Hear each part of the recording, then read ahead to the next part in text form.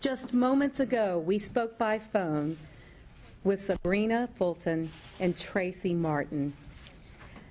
It was less than 3 weeks ago that we told those sweet parents that we would get answers to all of their questions, no matter where our quest for the truth led us. And it is the search for justice for Trayvon that has brought us to this moment.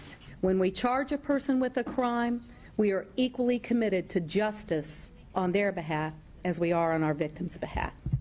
So we are here to do that on behalf of our victim, Trayvon Martin, and on behalf of the person responsible for his death, George Zimmerman. Today, we filed an information charging George Zimmerman with murder in the second degree. A capias has been issued for his arrest. With the filing of that information and the issuance of a capias, he will have a right to appear in front of a magistrate in Seminole County within 24 hours of his arrest, and thus formal prosecution will begin.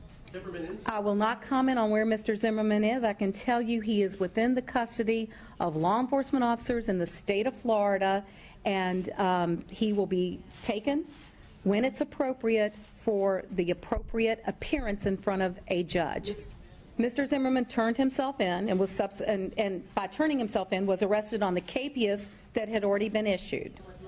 We don't discuss the evidence in a case. It would be improper to do so. It was a full investigation, full facts and circumstances that lead us to any decision in any case.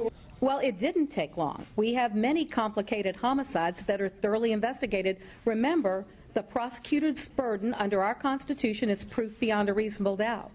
We have to have a reasonable certainty of conviction before we file charges. Anytime there's an affirmative defense, and there are numerous affirmative defenses that can be asserted before the arrest, immediately after the arrest, during the trial. We've had them come up in the middle of trial, haven't we? My fellow prosecutors that sit here, we've all faced this before. For example, alibi is an affirmative defense. Sometimes that gets put on us in the middle of the trial. So an affirmative defense always makes a criminal prosecution more difficult.